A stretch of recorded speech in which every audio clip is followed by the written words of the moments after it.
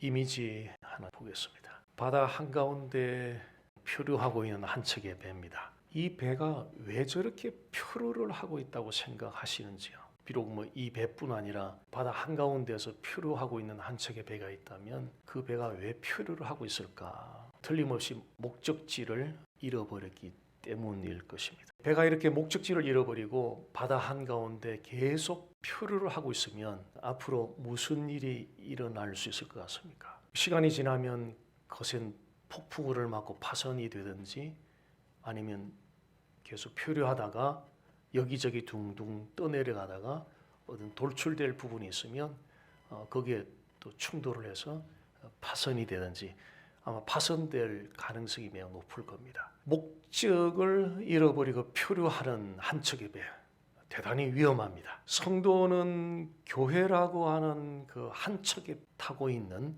소위 승객들입니다. 그렇다면 교회라고 하는 배에 타고 있는 그 승객의 입장에서 교회를 다니시면서 어디를 향해서 가고 계신지요? 또 가고자 하는 그 목적은 무엇인지요?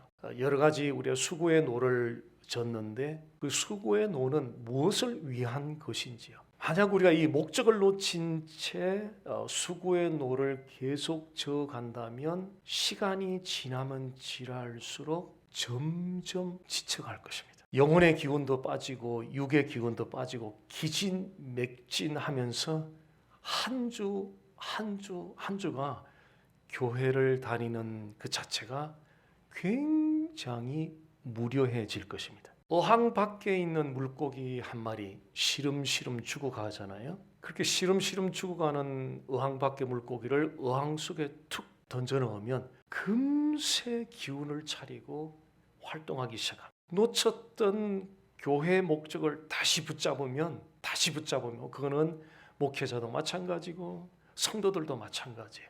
놓쳤던 교회 목적, 내가 교회 왜 다니지?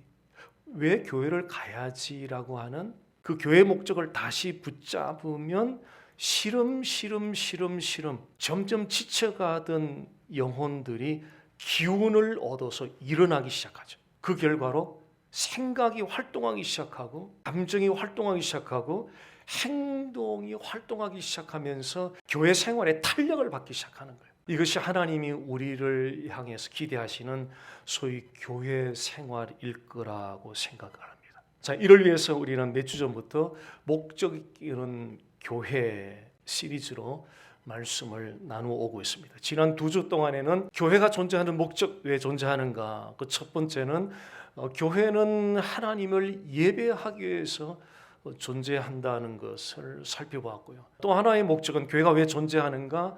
교회는 하나님을 사랑하고 이웃을 사랑하기 위해서 교회는 존재한다는 이 두 가지 교회 존재 목적에 관해서 살펴봤습니다. 오늘은 교회가 존재하는 목적이 이끄는 교회 세 번째, 예수님의 가장 위대한 명령, 지상명령이라고도 하고 대사명이라고도 하는 이 말씀에 관해서 함께 살펴보도록 하겠습니다. 교회를 어느 정도 다니신 분들이면은 이 대사명의 말씀을 익숙하게 잘 알고 있습니다. 설교도 많이 들었고 여러 가지 성경 공부에서도 많이 접했던 그런 말씀입니다. 그런데 익숙한 말씀일수록 주의를 기울이기가 어렵다는 것을 잘 알고 있을 겁니다. 왜냐하면 다 알고 있기 때문에. 그래서 기도하는 마음으로 만왕의 왕이시고 교회 머리신 그 예수님의 가장 위대한 명령 앞에 순종하시는 마음으로 오늘 이 말씀에 한번 귀를 기울여 보시면 좋겠습니다. 18절 말씀 다시 보겠습니다. 예수께서 나와 말씀하 이르시되 하늘과 땅의 모든 권세를 내게 주셨으니, 예수님은 하늘과 땅의 권세를 가졌다는 사실을 밝히면서 이 대사명의 말씀을 시작하고 계십니다. 예수님이 가지신 하늘과 땅의 모든 권세는 이 대사명을 실천하게 하는 일종의 파운데이션, 기초와 같은 그런 말씀입니다. 자, 기초는 이거 없이는 넥스트 스텝이 진행이 안 된다는 그런 의미잖아요. 집에 건축을 하는데 기초가 없이, 파운데이션 없이 집을 지을 수가 없듯이 기초라는 그 의미는 예수님이 하늘과 땅의 권세를 가졌다는 사실이, 이것이 대사명을 실천하는 기초라는 의미는 이것 없이는 대사명 실천이 이루어지지 않는다는 그런 의미입니다. 예수님이 하늘과 땅의 권세를 가졌다는 이 부분에 대한 온전한 인식이 우리에게 자리를 잡지 않으면 대사명의 말씀을 실행하기는 대단히 어렵습니다. 하늘과 땅의 권세를 가지고 있는 분은 하나님 한 분밖에 없어요. 그래서 예수님은 하나님이십니다. 누군가의 요청을 듣느냐 듣지 않느냐 하는 문제는 결국 요청하는 그 대상자의 권위를 인정하느냐가 판가름한다는 거죠. 예수님의 대사명의 말씀을 실천하느냐 실천하지 않느냐, 듣느냐 듣지 않느냐는 다시 말하면 예수님의 하늘과 땅의 권세를 가진 그 예수님의 권위를 인정하느냐 하지 않느냐에서 결정된다는 거죠. 예수님의 권위는 하나님의 권위이십니다. 예수님의 하나님 되심에 대한 권위를 증거하는 몇 군데 성경 말씀을 함께 살펴보겠습니다. 마태복음 1장 23절입니다. 처녀가 잉태하여 아들을 낳을 것이요 그의 이름은 임마누엘이라 하리라 하셨으니 이를 번역한즉 하나님이 우리와 함께 계시다 함이라. 예수님이 탄생을 했는데 탄생한 예수님을 보고 하나님이 우리와 함께 계신다. 즉 탄생한 아기 예수님을 가리켜서 하나님이라고 지칭하고 있습니다. 예수님은 하나님이십니다. 요한복음 1장 1절입니다. 태초에 말씀이 계시니라 이 말씀이 하나님과 함께 계셨으니 이 말씀은 곧 하나님이시니라. 이 말씀은 로고스 예수님을 가리키거든요. 말씀 대신에 예수님을 대입해서 읽어보면 이렇습니다. 태초에 In the beginning 예수님이 계시니라 이 예수님이 하나님과 함께 계셨으니 이 예수님은 곧 하나님이시니라. 요한복음 20장 28절입니다. 도마가 대답하여 이르되 나의 주님이시요 나의 하나님이시니라. 부활하신 예수님을 도저히 믿지 못하겠다던 이 제자 도마가 못자국 난 손을 직접 만져보고 창에 찔린 예수님의 옆구리를 직접 만져본 이후에 고백한 내용입니다. 나의 주 나의 하나님이요. 그 예수님을 가리켜서 나의 하나님이라고 고백을 했습니다. 골로새서 1장 15절입니다. 그는 보이지 아니하는 하나님의 형상이시요. 하나님은 보이지 않습니다. 왜냐하면 영이시기 때문에 그 보이지 않는 그 하나님을 보이는 하나님으로 나타나신 분이 예수님이에요. 인비저블한 하나님을 비저블한 하나님으로 나타내 보이신 분이 하나님이시라고 사도 바울이 밝히고 있습니다. 예수님이 하나님이라는 사실을 믿을 수 있는 것은 이론적으로 이해가 되기 때문에 믿어지는 것은 아닙니다. 예수님이 하나님이라는 사실이 믿어지는 것은 성령께서 우리의 마음을 오픈시켜 주시고 기록된 계시된 그 말씀을 받아들이게 하고 믿어지게 하는 성령님의 선행적인 작용, 선행적인 활동, 선행적인 일하심으로 말미암아 계시된 말씀이 가리키고 있는 예수님이 하나님이라고 말하고 있는 증거하고 있는 그 성경의 말씀이 받아들여지고 믿어지면서 예수님은 나의 하나님이라고 고백하게 되는 것입니다. 성령님이 마음문을 열어주시고 예수님이 하나님이라는 사실, 하늘과 땅의 권세를 가지신 하나님이라는 사실을 믿어지게 하는 그 은혜를 경험하기 위해서는 우리의 상식을 좀 내려놔야 되고요. 지금까지 우리 학교 교육에서 배웠던 그 지식, 일반적인 그 학문적인 지식도 내려놔야 되고요. 지금까지 살아오시면서 경험했던 일반적인 경험들도 다 내려놔야 돼요. 수요일마다 등산을 가는데 이분이 자꾸 그런 말을 해요. 우리 신 목사님께서 이렇게 예수님을 믿게 된 게 참 자기 생각에 신기하다 그러면서 어떻게 신 목사님 같은 분이 저런 대과학자께서 예수님을 믿으실까? 그러면 상식과 지식과 경험을 내려놓아야 되는 이유는요, 하늘이 땅보다 높은 같이 하나님의 생각이 사람의 생각보다 높기 때문에 그렇습니다. 하나님의 지식과 사람의 지식을 한번 비교해 보십시오. 하나님의 지식은 하늘이라면 사람의 지식은 땅이거든요. 자, 하늘과 땅의 그 갭을 한번 생각해 보세요. 어마어마하게 크거든요. 그 큰 갭을 우리가 알고 있는 지식과 우리가 알고 있는 상식과 우리가 알고 있는 경험으로는 그 엄청난 갭, 땅에서 하늘까지 이르는 엄청난 갭을 이걸 메꿀 수가 없는 거예요. 그러니까 이해가 안 되는 거예요. 이해가 안 되는 거예요. 길은 한 가지밖에 없는 거예요. 예수님이 하늘과 땅의 권세를 가진 하나님이라는 사실을 받아들이고 믿는 데는 길은 한 가지. 그것은 상식과 지식과 경험을 내려놓고 겸손히 계시된 말씀에 마음을 열고 귀를 기울이는 것입니다. 그러면 성령께서 마음을 열어주시면서 기록된 말씀을 받아들이게끔 믿어지게끔 그 선행적인 작용을 해주실 때 그 결과로 드디어 예수님이 나의 하나님이라고 믿어지게 되는 것입니다. 그런데 예수님이 하늘과 땅의 권세를 가진 하나님이라는 사실을 믿는 것은 단회적인 사건으로 끝나서는 될 일이 아니거든요. 매일 반복적으로 예수님은 나의 하나님이라는 사실을 매일 반복적으로 읊조리는 묵상이 따라줘야 돼요. 왜냐하면 사람은 기본적인 특성 중에 하나가 망각하는 특성이 있거든요. 이미 예수님은 하나님이라고 믿었지만 또 망각해버려요. 그리고 또 감각이 무뎌져 버려요. 잊어버리고 무뎌져 버리면 예수님이 하나님이라는 사실을 온전히 인식을 하지 못하기 때문에 여기서부터 대사명 실천이 누가 명령하는지를 인식하는 데서부터 대사명 실천이 가는데 이것을 잊어버리고 무뎌져서 누가 명령하는지가 전혀 인식이 안 되기 때문에 머릿속에서는 아무리 오래 생각을 해도 이게 행동으로 옮겨지지 않게 된다는 거죠. 그래서 예수님이 하나님이라는 사실을 단회적인 사건으로 믿는 것으로 끝나서 되는 것이 아니라 매일 지속적으로 반복적으로 읊조리는 묵상을 해야 된다 하는 것입니다. 세상은 PhD 2개 히브리 대학 와우 가는데 기독교는 그런 게 아니거든요. 저 주일학교 반사 선생님들의 배웠던 그 진리의 엄청난 최고 경지의 진리를 발견하는 순간 그게 사도 바울이 봤던 진리예요. 당대 최고의 명석한 두뇌와 학문을 수료했던 사도 바울이 이 예수 한 사람 딱 기초 진리 만나고 나서 그 엄청난 학문들 배설물처럼 달아 내려놓겠다 그랬잖아요. 그 바울이 만났던 그 바로 복음, 그걸 좀 함께 만나고 싶은 거죠. 계속적으로 만나고 누리고 싶은 거죠. 자, 이제 예수님이 명령하신 말씀을 좀 함께 살펴보도록 하겠습니다. 19절 20절입니다. 네. 그러므로 너희는 가서 모든 민족을 제자로 삼아 아버지와 아들과 성령의 이름으로 세례를 베풀고 내가 너희에게 분부한 모든 것을 가르쳐 지키게 하라. 볼지어다 내가 세상 끝날까지 너희와 항상 함께 있으리라 하시니라. 예수님의 가장 위대한 명령, 대사명은 모든 민족을 제자 삼으라는 것입니다. 이것이 교회가 존재하는 궁극적인 목적.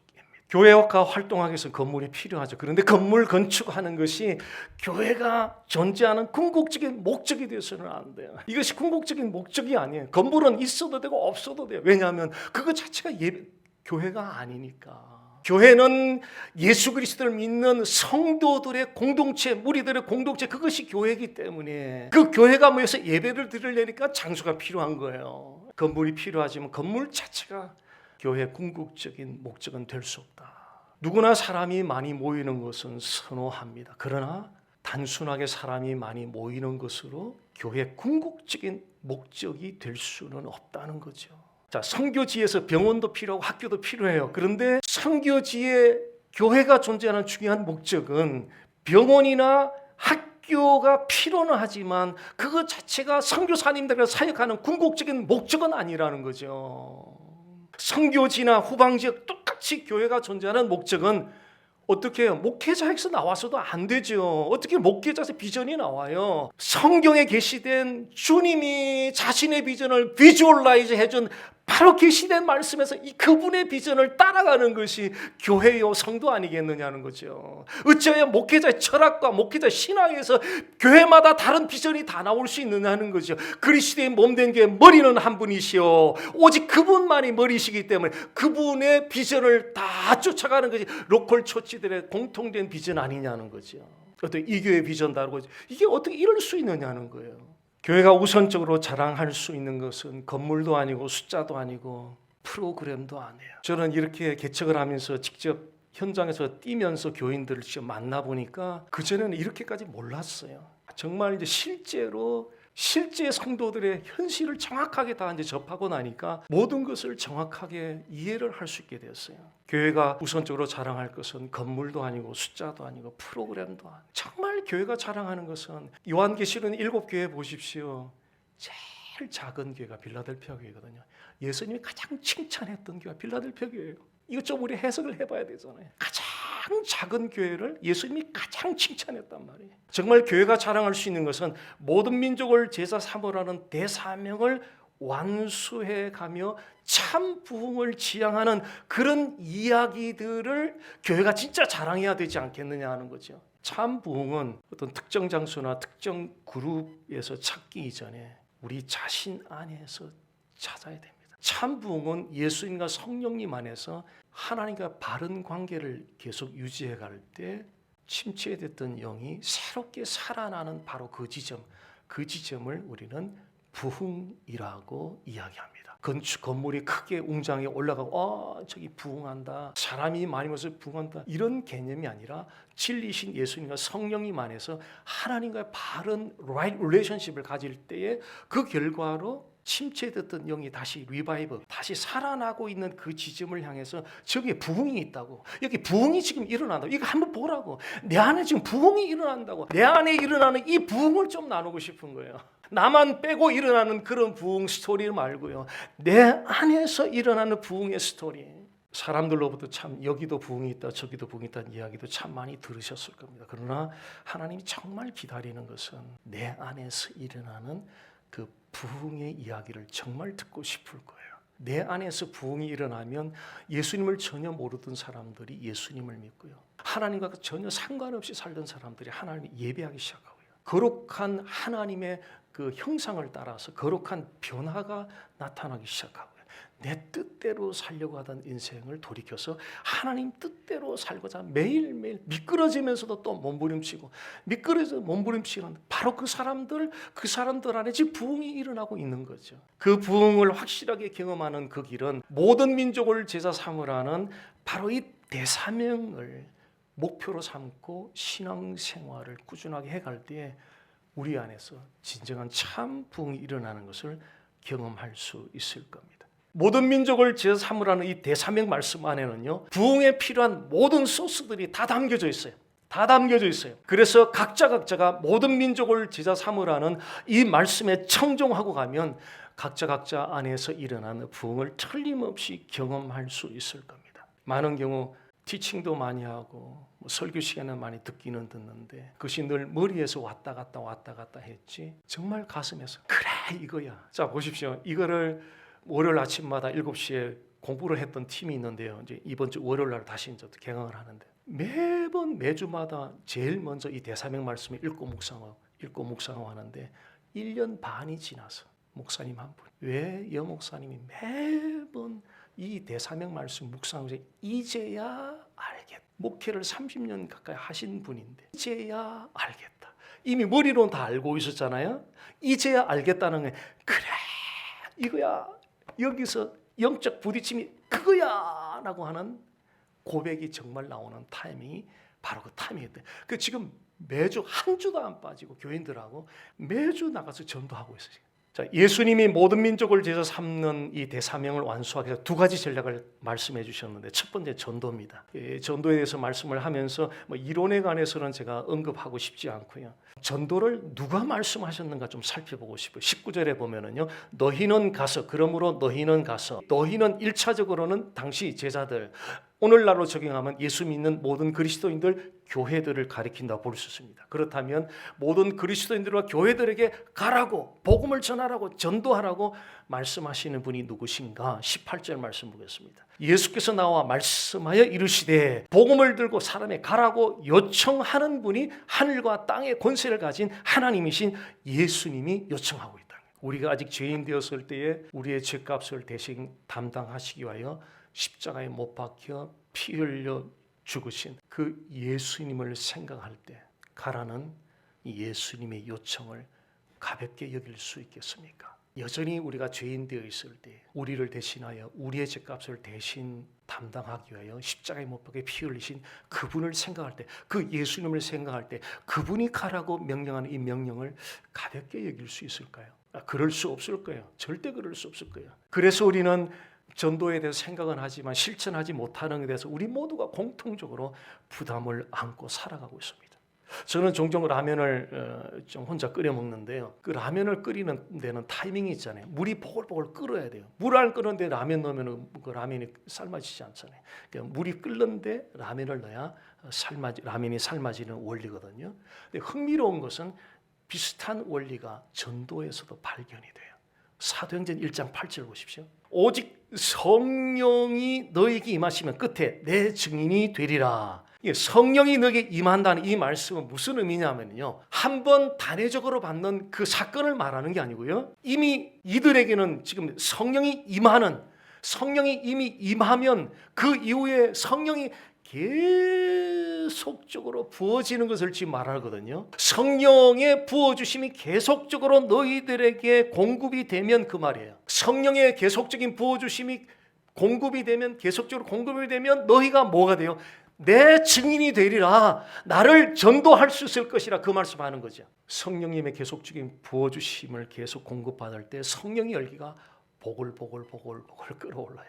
우리 안에서 보글보글 끓어오르면 한 영혼을 향한 찾고 계시는 하나님 아버지의 마음이 간절하게 그 심정이 느껴지면서 그들에게 다가가고 싶은 마음이 생기고 의지가 엑서사이즈 되면서 전도의 첫걸음이 그렇게 시작이 되는 겁니다. 라면을 끓이기 위해서, 삶기 위해서는 물이 끓는 데 넣어야 라면이 삶아지듯이 예수님의 증인이 되기 위해서는 우리의 생각과 의지와 경험으로는 안 되고요. 저도 지금도 마찬가지. 이렇게 전도를 자주 하는데도요, 어떤 때는요, 가기가 겁날 때도 있고, 사람들 보기가 창피할 때도 있고, 두렵을 때도 있고, 피하고 싶을 때도, 지금도 그래요. 지금도. 만약 이런 게 없으면 신이겠죠. 지금도 그래요. 그러면서 또 묵상을 하는 거예요. 또 성령 충만을 간구하는 거예요. 성령이 나를 충만하게 지배해 줄 때만 두려움도 없어지고 창피함도 없어지고 담대하게 내 증인이 되리라, 그 말을 말하거든요. 이미 성령을 받았어도 충만한 상태를 유지하지 않으면 어제 열심히 노방전도를 해서도 오늘 못 나가요. 이 원리예요. 이 원리. 한번 성령 받았다고 계속 충만한 게 아니라 매일 충만해야, 왜냐하면 전도는 내가 하는 게 아니라 그분이 떠밀어서 하는 거거든요. 그러니까 밀어내니까 가는 거예요. 불이 나면 어떻게 뛰어나가야 되잖아요. 성령의 열기가 보글보글 끓어오르니까 나가는 거. 그게 전도거든요. 오래전에 미국에 연수 온 그 한국의 그 교수님들이 이렇게 연수 오잖아요. 근데 부인들을 대상으로 전도 훈련을 했던 적이 있는데요. 이제 이론을 강의를 마치고 실습을 가요. 실습을 나가면 이제 마켓 앞으로 주로 가죠. 마켓 앞에 가면은요, 생각해 보세요. 한국에서 교수님, 사모님으로 다 대접받던 분들이잖아요. 근데 창피하게 마켓 앞에 간다. 딱 데리고 가면은요, 뒷꽁무니부터 다 빼요, 이렇게. 근데 두 번, 세 번째 가면은 조금 이제 앞으로 다가와요. 조금 다가오면서 계속 매일 기초 복음을 묵상하게 하고 꾸준한 기도로 경건 생활을 계속 해가면서 전도 실습을 나가잖아요. 한 두 달, 석 달 이렇게 지나면 그 교수 부인이라고 하는 체면의 벽이 있잖아요. 그 체면의 벽 때문에 사람들이 다가가지 못하고 창피하게 생각했던 거를 드디어 성령이 내려놓게 해요. 그걸 스스럼 없이 나가서 전도해요. 저는 여러 명 봤어요. 저분이 어떻게 저렇게 되지? 막 마켓 앞에 가가지고 막 뿌리치고 그러는데도 막 나누고 그러는 거예요. 전도를 하기 다 우리는 원하지만 실천이 되지 않는 것 때문에 우리는 모두 다 공통적으로 고민하고 있습니다. 그런 고민 가운데 있다면 원리는 너무나 단순하거든요. 예수님의 기초 복음을 반복적으로 묵상하고 주목하고 기도 생활을 꾸준하게 하면서 경건 생활을 유지하면 어느 순간에 성령의 열기가 내 안에서 끓어오르기 시작하면서 성령이 이끌어 주시는 거죠. 그러면 사람들에게 다가가는 게 창피하고 부끄러웠던 것이 그게 오히려 창피한 거예요. 자, 자존심이랑 바로 이런 거거든요. 사람들에 다가가지 못했던 그런 자신을 용납하지 못하는 거예요. 그걸 부끄럽게 생각해도 자기 자신을 보면서 너무 너무 용납을 못하는 거예요. 왜 이런 모습이었지? 그거 자체로 오히려 부끄러워하면서 자존심 상해하면서 스스럼 없이 사람들에 나가서 내가 가진 게 어떤 것인데, 지상에서 가장 위대한 선물인데, 사람들이 100불 전해주는 선물 한다도 막 들뜬 마음에 전해주고 그러는데, 가장 위대한 선물을 받았는데 창피하고 부끄러워 다가가지도 못한다면 이 앞뒤의 아이러니한 현상을 어떻게 우리 해석할 수 있겠습니까? 예수님의 그 기초 복음을 매일매일 묵상하면서요, 꾸준한 기도 생활을 해나가다 보면 성령의 열기가 올라오면 그때는 사람이 못 말려요. 그렇게 전도가 시작이 됩니다. 두 번째, 양육에 대해서 살펴보겠습니다. 20절 말씀, 내가 너에게 분부한 모든 것을 가르쳐 지키게 하라. 제자들에게 분부한 모든 것을 예수님이 3년 동안 제자들과 함께 생활하면서 가르쳤던 모든 말씀들이거든요. 그 말씀을 모든 민족들에게, 사람들에게 가르치고 지키게 하라고 요청하신 거예요. 여기에서 우리 양육의 중요한 목표를 엿볼 수 있는데, 양육의 중요한 목표, 가르치고 지키게 하라. 그 결과로 성숙한 성장을 이루어가게 하라. 성숙한 성장을 이루어가게 하라는 거죠. 양육은 마치 정원사가 정원에 있는 식물을 돌보는 것과 같습니다. 자, 이미지 잠깐 보면은요, 첫 번째 이미지는 비료를 주고 있고, 두 번째 이미지는 잡초를 뽑고 있고, 세 번째는 물을 주고 있어요. 정원사가 정원에 이게 식물들을 이렇게 돌보는 목적이 있는데요, 그 목적은 이 식물들이 건강하게 자라도록 하기 위해서 그렇습니다. 주님은 하늘 정원사, 하늘 정원에 심겨진 식물들, 영혼의 식물들이 저와 여러분 구원받은 백성들입니다. 하늘 정원자이신 주님께서 하늘 정원에 심겨진 구원받은 백성들을 성숙하게 성장하도록 하기 위해서 교회들에게, 그리스도인들에게 요청하는, 주님이 요청하시는 것은 양육하라고, 양육을 받으라고 요청하고 있습니다. 정원의 식물들은 스스로 건강하게 성장할 수 없습니다. 반드시 정원사가 돌봐줘야 돼요. 성도들도 스스로는 성숙을 이루어갈 수 없어요. 반드시 주의 말씀으로 양육을 받아야, 반드시 주의 말씀으로 양육을 받아야 교회를 오래 다닌 것으로 성숙한 성장이 이루어지는 게 아니거든요. 우리가 많은 봉사에 참여한 것으로 성숙한 성장을 이루어가는 것이 아니거든요. 성숙한 성장은 반드시 주의 말씀으로 양육받을 때 우리를 변화시키는 주체 자체가 말씀이신 바로 그 하나님이시기 때문에 주의 말씀으로 양육받을 때 우리가 성숙한 성장을 이루어갈 수 있다. 정원사의 돌봄을 받지 못한 식물과 받은 식물은 완전히 다릅니다. 한번 이미지 보시면은요, 왼쪽에 말라 비틀어져 있잖아요. 정원사의 돌봄을 받지 못한, 돌봄을 받지 않은 식물이고, 정원사의 돌봄을 잘 받은 식물이에요. 왼쪽에는 시들어서 거의 죽어가잖아요. 오른쪽에는 정원사의 돌봄을 잘 받은 식물은 건강하고 싱싱하게 잘 자라고 있습니다. 자, 이 두 식물을 바라보는 정원사의 마음이 어떨까요? 첫 번째, 자라지 않고 건강하게 자라지 않는 저 식물을 바라보는 정원사의 마음은 특별히 마음이 굉장히 아플 거예요.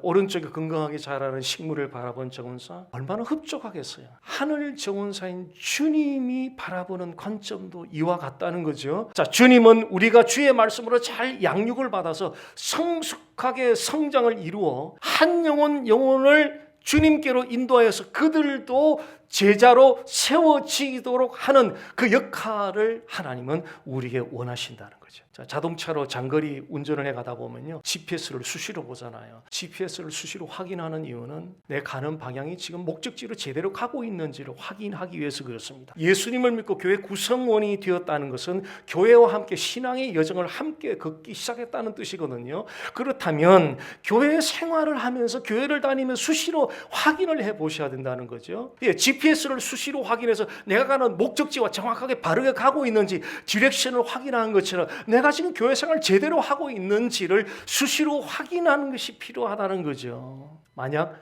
하나님의 목적과 다른 방향으로 가고 있다면 지나가는 세월들을 몽땅 다 후회할 거예요. 지금 후회하는 분들 너무너무 많아요. 너무너무 많아요. 지나온 세월 그들이 놀고만 다녔던 분들도 아니에요. 많은 충성 봉사하신 분들이에요. 그런데 하나님의 목적과는 다른 디렉션에서 수고의 노를 저었던 거예요. 이거 어떻게 하면 좋아요? 세월은 다 지나가 버렸고 후회스러운 세월만 남기게 된다는 거예요. 거죠. 중요한 것은 우리의 정성과 열심과 무슨 도행이 어때다 이게 중요한 것이 아니라 주님이 원하는 그 디렉션이 있거든요. 그 길에 서서 가야 된다는 거죠. 다른 길에서는 아무리 많은 수고에 노를 줘도 이거는 하나님께 아무런 관련이 없는 것이 된다는 거예요. 유대인들이 바로 그랬거든요. 유대인이 열심히 특심하였으나 그것이 하나님으로 외면당하는 것은 그들은 진리의 지식을 따른 열심이 아니었기 때문에 성전을 향한 열심히 특심하였으나 그들이 하나님께 인정받지 못했던 것은 그들의 열심은 진리의 지식을 따른 것이 아니라 그들 나름대로 가지고 있는 전통과 율법이라는 테두리 안에서 열심으로 성전을 섬겼기 때문에 하나님으로부터 외면받을 수밖에 없었다는 거죠. 성도가 모든 민족을 제자 삼기 위한 첫걸음은 양육입니다. 양육 없이는 전도 못해요. 양육을 받으셔야 전도를 할 수 있어요. 성도에게 목회자 왜 있어야 돼요? 왜 필요해요? 이거 질문해보지 않으셨어요? 저는 교회마다 담임 목사님 청빙하는데 저 청빙위원들한테 묻고 싶어요. 도대체 왜 청빙하느냐고. 이유가 뭐냐고. 뭐 때문에 자리가 비었으니까 자리를 채워야 되니까? 아니 주일날 설교할 사람이 없으니까? 청빙이 왜 하느냐는 거죠. 교회 다니면서 목회자가 나에게 왜 필요한 이 진지한 질문을 물어봐야 되거든요. 여러 가지 이유가 있지만 그중에 정말 노른자여 같은 중요한 이유는 내 영혼을 양육해 주기 위해서 그래요. 내 영혼을 양육해 주기 위해서 저 목회자가 나에게 필요하다는 거예요. 그래서 교회 회중들이 목회자한테 데몬스트레이션이 이렇게 될 일이 있다면 양육을 안 하는 목회자 있으면 데몬스트레이션 일으켜 주셔야 돼요. 그거 하라고 청빙해 주신 거거든요. 그거 하라고 그 자리에 세워주신 자리거든요. 근데 그걸 안 한다? 그러면 데몬스트레이션 해 주셔야 돼요. 거룩한 데몬스트레이션 해 주셔야 되는 거예요. 왜? 목회자보다 중요한 것은 교회이기 때문에 교회를 넘어갈 수가 없어요. 그리스도의 몸된 교회보다 더 중요할 수는 없는 거예요.